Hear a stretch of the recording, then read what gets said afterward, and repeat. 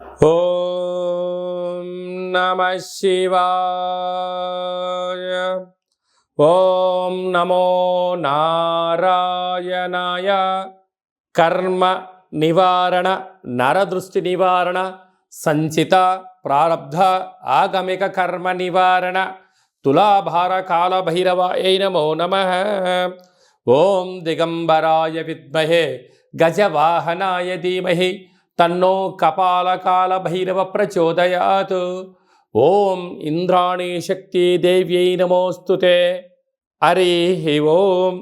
మా ఛానల్కి స్వాగతం.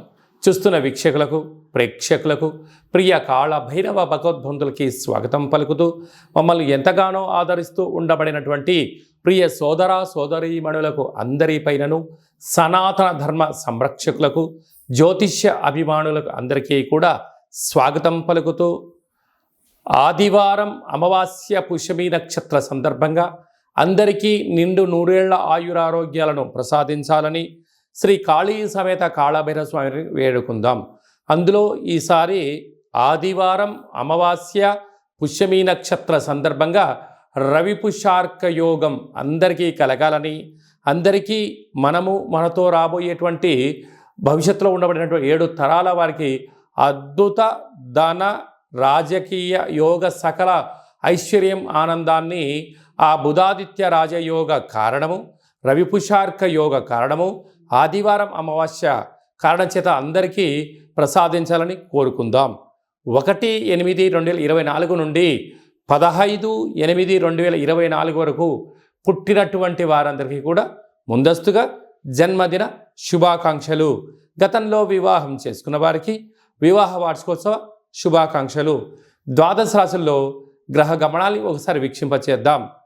వృషభ రాశిలో కుజుడు మరియు దేవగురు బృహస్పతి సంచార స్థితి, కర్కాటక రాశిలో రవి సంచార స్థితి, సింహరాశిలో బుధ శుక్ర సంచార స్థితి, కన్యరాశిలో కేతు భగవానుడు సంచార స్థితి, కుంభరాశిలో శని భగవానుడు వక్రగమన సంచార స్థితి, మీనరాశిలో రాహు సంచార స్థితితో ద్వాదశ రాశుల్లో గ్రహ గమనాలు ఈ విధంగా ఉన్నాయి. మకర రాశి వారికి ఒకవైపు ఏళ్లనాటి శని చివరార్థ సంచార స్థితి ఉండడం, కుంభరాశిలో శని భగవానుడు వక్రగమన సంచార స్థితి ఉండడం, వీరికి అష్టమంలో బుధ శుక్ర సంచార స్థితి సంచారం చేయనప్పుడు ఆదివారం అమావాస్య పుష్యమి నక్షత్ర సందర్భంగా ఎలాంటి విధులను పాటించాలి, ఆనంద సిద్ధి, ఆరోగ్య సిద్ధి, అక్షయ సిద్ధి, వారు ఏదైతే అనుకుంటున్నారో అన్నింటా విజయం సాధించగలగాలో ఎలాంటి విధులను పాటించాలో ఈ వీడియోలో తెలుసుకుందాం. మకర రాశిలో ఏ నక్షత్రాలు వస్తాయనగా ఉత్తరాషాఢ నక్షత్రంలోని 3వ పాదం, 4వ పాదం, 2వ పాదం, అలాగనే శ్రవణ నక్షత్రంలోని 4 పాదాలు, ధనిష్ఠా నక్షత్రంలోని 1-2 పాదములు కలిపితే మకర రాశి అవడం జరుగుతుంది. చాలామందికి పుట్టినటువంటి కాల సమయంలో డేటా బర్త్లు లేనటువంటి కారణం వలన పేరు యొక్క మొదటి అక్షరాన్ని అనుసరిస్తూ రాశిని తెలుసుకునే ప్రయత్నం చేద్దాం. బో, జా, జీ, జూ, జే, జో, ఘా, గి అక్షరాల వారందరూ కూడా ఈ యొక్క మకర రాశి జాతకులు అని చెప్పి గమనించాలి.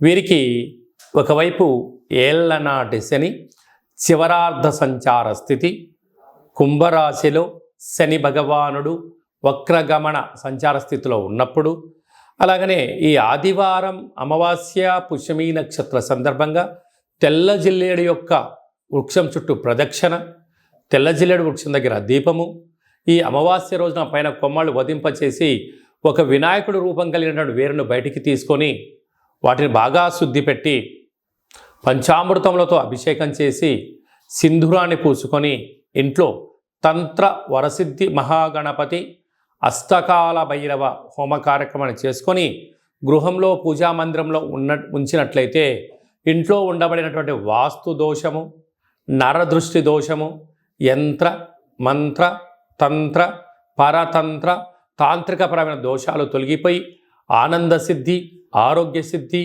ఐశ్వర్య సిద్ధి, అక్షయ సిద్ధి, మీరు ఏదైతే అనుకుంటారో 16 రకాల సిద్ధులు మకర రాశి వారు సొంతమవుతాయని చెప్పి గమనించాలి. అలాగనే వీరికి తృతీయంలో రాహు ఉండడం వల్ల అన్నదమ్ములతో, అక్కాచెల్లెలతో స్నేహపూర్వక వాతావరణాన్ని ఏర్పరచుకోవాలి. సంతాన స్థానంలో కుజగురు సంచార స్థితి ఉండడం వల్ల నూతనంగా వివాహమైన వారికి సంతాన యోగం, ఐశ్వర్య యోగం, విదేశీయాన యోగం కలుగుతుందని చెప్పి గమనించాలి. సప్తమంలో రవి సంచార స్థితి ఉండడం వలన నూతనంగా వివాహ ప్రయత్నం చేసేవారికి ప్రయత్నం అనుకూలించడం, నూతన వాహనాలు, క్రయ విక్రయాలు యోగదాయకం అని చెప్పి గమనించాలి. అలాగనే డాక్టర్లు, సాఫ్ట్వేర్లు, హార్డ్వేర్లు, యానిమేషన్స్, క్రియేటివిటీ రంగాల్లో ఉండబడిన వారు, ఆహార ఉత్పత్తులు, కిరాణం స్టోరు, రియల్ ఎస్టేటు, జిమ్ సెంటర్లు, వ్యాపారవేత్తలు, చర్మ సౌందర్యమైన వ్యాపారాలు, కేశ సౌందర్య వ్యాపార కార్యక్రమం చేసేవారందరికీ ఇది చాలా మంచి కాలము అని చెప్పి గమనించాలి. ముఖ్యమైనటువంటి పండగల గురించి క్లుప్తంగా సవివరంగా సంపూర్ణంగా తెలుసుకుందాం. 4వ తారీఖు 8వ నెల 2024 సంవత్సరంలో ఆషాఢమాస బహుళపక్ష ఆదివారము అమావాస్య పుష్యమీ నక్షత్ర సందర్భంగా చాలా మహోన్నతమైన పర్వకాలం అని చెప్పి గమనించాలి. ఆదివారం అమావాస్య వస్తేనే అందరికీ పెద్ద పండగ. అందులో పుష్యమీ నక్షత్రంతో కూడుకున్నటువంటి అమావాస్య కావడం వలన మనకు బహిర్ ప్రాంతాలలో వ్యవసాయ క్షేత్రాల్లో తెల్ల జిల్లేడు వృక్ష ఉండడం జరుగుతూ ఉంటుంది. ఏపుగా పెరిగినటువంటి వృక్ష దేవత కింద శ్వేతార్క వరసిద్ధి మహాగణపతి స్వామివారు వృక్ష రూపంలో ఉండడం జరుగుతుంటుంది. ఆ గణపతి స్వామివారిని తెచ్చుకొని గృహంలో ఉంచుకున్నట్లయితే మనకు భావి తరాలకు 7 తరాల వారికి అద్భుతమైన ఆనంద యోగం, అమృత యోగం, ధనయోగం, రాజకీయ యోగం కలుగుతుందని చెప్పి గమనించాలి. కనుక మనం అమావాస్య రోజు ఉదయాన్నే నిద్రలేచి ఇంటినల్లా శుద్ధి పెట్టుకొని మంగళ స్నానాలు చేసుకొని ఇంటికి మామిడాకులు, కొబ్బరాకులను ఏర్పాటు చేసుకొని సూర్య నమస్కారం చేసి సూర్య భగవానికి అర్ఘ్యం వదిలిపెట్టడము, ఒక తెల్ల జిల్లేడు ఆకులలో చక్కెర పొంగలి పాయసాన్ని భగవంతుడికి నైవేద్యంగా ఏర్పాటు చేయడము, సూర్య నమస్కారాలు, సూర్య ఆసనాలు, సూర్యోపాసన, ఓం హ్రాం హ్రీం రౌం సహ సూర్యాయ నమః అనేటువంటి మంత్రాన్ని ఒక 108 సార్లు తప్పకుండా పారాయణం చేసినట్లయితే అద్భుత యోగం కలుగుతుందని చెప్పి గమనించగలగాలి. అలాగనే మధ్యాహ్నం పూట గతించినటువంటి పెద్దవారి పేరుపైన నువ్వులు, దర్భలు, నీళ్ళను వదిలిపెట్టడం, పక్షిరాజ వారైనటువంటి కాకిరాజు వారికి ఆహారాన్ని ఏర్పాటు చేయడం, గతించిన వారి పైన సునకపు మహారాజులకు ఆహారం ఏర్పాటు చేయడం, దేవాలయంలో బ్రాహ్మణుడికి స్వయంపాక దానాన్ని ఏర్పాటు చేయడం వలన గతించినటువంటి వారి యొక్క పితృదేవతల యొక్క ఆశీస్సులు ఉంటాయని చెప్పి గమనించాలి. సాయం సంధ్య కాగానే సాయంత్రం 4:30 నుండి 6 గంటల వరకు రాహుకాల సమయం ఉంటుంది కనుక ఇంట్లో ఒక అష్టదళ పద్మాన్ని వేసుకొని నిమ్మకాయలతో దీపాన్ని వెలిగించడము, విష్ణు సహస్రనామ పారాయణం కానీ లలిత సహస్రనామ పారాయణం చేయడం వలన ఇంటిలో రాహుకాలంలో చేసే పూజ ఫలిత ప్రభావం వలన నరదృష్టి, శత్రు ప్రభావాలు తొలగిపోతాయి. చీకటి పడ్డాక లేకుంటే ఉదయం కానీ ఇంటికి ఒక ఎర్రటి గుమ్మడికాయను దిష్టి తీసి పలగొట్టడం, దారం కలిగిన నిమ్మకాయని కట్ చేసి గడపకు ఇటువైపు అటువైపు పెట్టడం, కార్లను, ఫ్యాక్టరీలను, కర్మాగారాలను శుద్ధి పెట్టుకొని సాంబ్రాణితో ధూపం వేయడం వలన ప్రశాంతత కలుగుతుందని జరుగుతుంది. మిగతా రోజుల్లో 1000 జపం చేస్తే ఎంతటి ఫలితం వస్తుందో ఆ రోజు ఒక్క నామాన్ని స్మరించిన కాలభైరవ అన్న, కాళికామాత అన్న, వెంకటేశ్వర అన్న, ఓం నమశివాయ అన్న అద్భుతమైన ఫలితం కలుగుతుంది అని చెప్పి గమనించాలి. ఆ రోజు చేసే పూజ, ఆ రోజు చేసే దీక్ష, ఆ రోజు ఉండబడిన మౌనము మనకెంతో ఐశ్వర్యాన్ని, ఆనందాన్ని మనకు కలిగిస్తుందని చెప్పి గమనించగలగాలి. అదే కాకుండా ఆ యొక్క అమావాస్యను కాళ అమావాస్య అంటారు. అంటే కాళిదాసు లాంటి వాళ్ళు, బట్టి విక్రమార్కుడు లాంటి వాళ్ళు, శివాజీ చక్రవర్తులు లాంటి వారందరూ కూడా ఇలాంటి రోజులలోనే సాధన చేసి కాళ స్వరూపమైనటువంటి కాళికామాతను, కాళభైరవ స్వామిని ప్రసన్నం చేసుకున్నారని చెప్పి గమనించాలి. అలాగనే మనకు 12వ తారీఖున 13వ తారీఖున శ్రావణమాస శుద్ధాష్టమి సందర్భంగా, కాళ అష్టమి సందర్భంగా కాళభైరవ స్వామి స్మరణ, ధ్యానము యోగదాయకం అని చెప్పి గమనించాలి. మన యొక్క దేవాలయంలో 4 శనివారాలు, 4 మంగళవారాలు, శుద్ధాష్టమి, పూర్ణిమ, బహుళాష్టమి, అమావాస్య సందర్భంగా నిత్యము కాళభైరవ హోమం జరుగుతూ ఉంటుంది. కనుక దేవాలయంలో అర్చన, అభిషేకాదులు, కాళభైరవ స్వామి యొక్క ముడుపు, కాళభైరవ స్వామి వారి యొక్క కూష్మాండ దీపము పెట్టడం జరుగుతుంటుంది. హోమంలో పాల్గొనడం వలన సకల అష్ట కష్టాలు తొలగిపోతాయి. కాలము అనగానే కాలభైరుడి యొక్క చేతిలో ఉంటుంది. అందుకే కాళాష్టమి, కాళ అమావాస్య రోజున భైరవస్వామి యొక్క స్మరణ, ధ్యానము, పూజ ఐశ్వర్యాన్ని, ఆనందాన్ని కట్టబెడుతుందని చెప్పి గమనించాలి. గృహంలో ఉండబడిన నరదృష్టి తొలగిపోతుంది. వ్యాపారాల్లో ఉండబడినటువంటి ఆటంకాలు తొలగిపోతాయి. విపరీతమైనటువంటి జనాకర్షణ, ధనాకర్షణ కలుగుతుందని చెప్పి గమనించాలి. ఆసక్తి కలిగితే ఇంట్లో చేసుకోండి. కుదరలేని పక్షంలో ఈ కింద నెంబర్ సంప్రదించినట్లయితే, మీ గోత్రనామంలో పంపించినట్లయితే వీడియో కాల్ ద్వారా చూపించి మీ పేరుపైన ఒక సౌభాగ్య ముడుపు, కూష్మాండ దీపము, హోమాన్ని చేయించి వాట్సాప్ కాల్ ద్వారా ప్రత్యక్ష ప్రసారాన్ని కూడా చేయించడం జరుగుతుందని చెప్పి గమనించాలి. ఇంకనూ మనము ఈ ఆషాఢమాస ఆదివారం అమావాస్య రోజున, శ్రావణమాస శుద్ధాష్టమి, కాళాష్టమి సందర్భంగా ఇంకనూ విజయం సాధించగలగాలి అన్నట్లయితే ఈ యొక్క పాత్ర కంచు పాత్ర అంటారు. ఈ యొక్క అంటే కంచు మోగినట్టు కనకమ్ము మోగదు గదరాసుమతి అని చెప్పి మనకు సుమతి శతకంలో చెప్పడం జరుగుతుంటుంది. రాసులు 12 ఎలా ఉంటాయో 12ని అచ్చు వేయడం జరుగుతుంటుంది. పూజ చేసిన తదనంతరము ఈ యొక్క పాత్రను ఇలా ఎడమ చేతో పట్టుకొని కుడి చేతో ఈ కరసాహం తీసుకొని ఇలా చిన్నగా శబ్దం చేసినట్లయితే ఓంకార శబ్దం రావడం జరుగుతుంటుంది.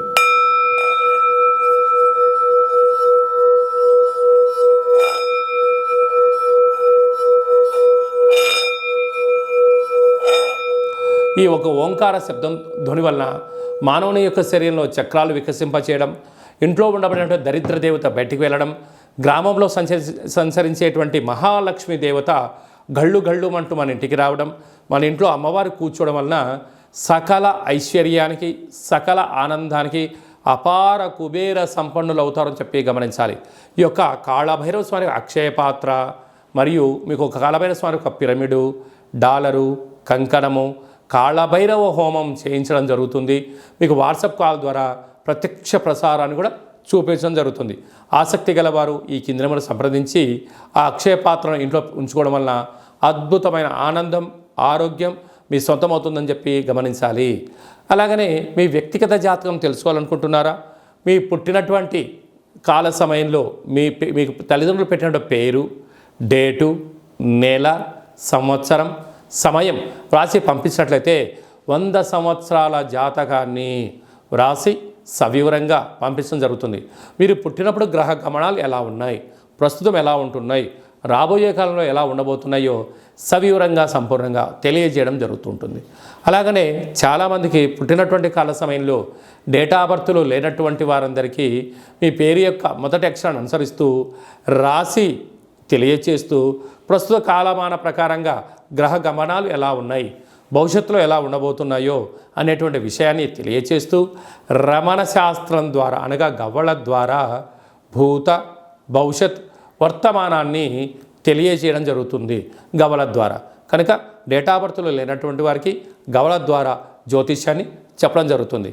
కనుక మన వ్యక్తిగత జాతకాన్ని తెలుసుకుందాం, గ్రహాలలో ఉండబడిన దోషాలను తెలుసుకుందాం, తినేటువంటి ఆహారాల్లో, వేసుకునే వస్త్రాల్లో, చేసే పనుల్లో స్వల్పమైన మార్పులు చేసుకుందాం. అద్భుతమైన, ఆనందకరమైన, ఆరోగ్యకరమైన, కుబేర సంపన్నమైన జీవితానికి స్వాగతం పలుకుతాం. కనుక ఆసక్తి గలవారు ఈ కింద సంప్రదించి అపాయింట్మెంట్ తీసుకొని సంప్రదించగలరు.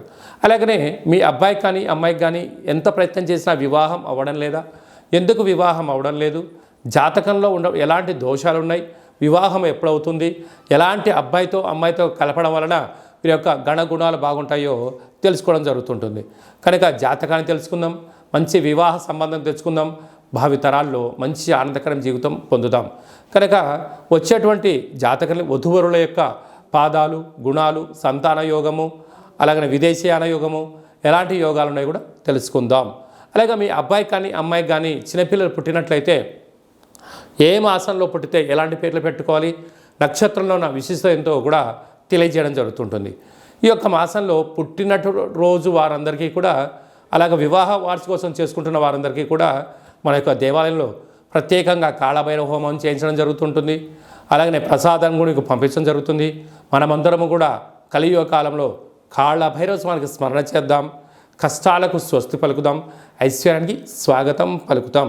అందరికీ ఆదివారం అమావాస్య పుష్యమీ నక్షత్ర సందర్భంగా ఆశీస్సులు కోరుకుంటూ ఆశీర్వచనం. ఓం కాళకాలాయ విద్మహే కాళాతీతాయ ధీమహి తన్నో కాళభైరవ ప్రచోదయాతు. శతమానం భవతి శతాయు పురుష సతేంద్రియ ఆయుష్యేవేంద్రియే ప్రతిష్టతి. ధనం ధాన్యం బహుపుత్రలాభం శత సంవత్సరం దీర్ఘమాయు. సర్వే జనా సుఖినో భవంతు. లోకా సమస్తా సుఖినో భవంతు. సర్వం కాళభైరవ దేవతార్పణమస్తు. ఈ వీడియో మీకు నచ్చినట్టయితే లైక్ చేయండి, షేర్ చేయండి, మా ఛానల్ని సబ్స్క్రైబ్ చేసుకోండి. అందరికన్నా ముందుగా మీ యొక్క వ్యక్తిగత జాతకం తెలుసుకోవాలనుకుంటున్నారా? అందరికన్నా అదృష్టాన్ని, ఐశ్వర్యాన్ని తెచ్చేటువంటి విషయాలు తెలుసుకోవాలనుకుంటున్నారా? మీ క్షేమాన్ని ఎవరైతే కోరుకుంటున్నారో ఈ ఆధ్యాత్మికమైన సమాచారాన్ని చేరవేసి భగవంతుడి యొక్క ఆశీస్సులు పొందగలరు.